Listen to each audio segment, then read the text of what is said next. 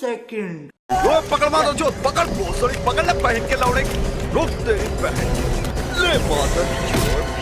ओ इन बालू या गिरनी का पैसा का नहीं खदे अब भाग चल तला किधर बालू गिरा हम तहार गिरनी कहां हो जा कहां तार गांव हां तार गांव कहां हमार गांव है कहां गांव हो आप मार दे पैसा ले हल 7,000 रुपया दे हल 2,000 रुपया बाकी कद हल कहां घर है पहले बताओ ना हमार कहां घर है हां हम घर के नाम चल तो ई जानती तू है हल कहां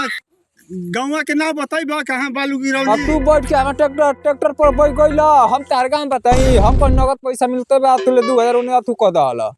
रोक दहल ये मत कहीं का केना काम तू बालू गिरौल है पहले पूछो तला हम तारा संगे गई रही कहाँ तार बालू गिरैले रही हमार बालू गिरता का गिरता हम चिमिल पर रहिला धोबी हमको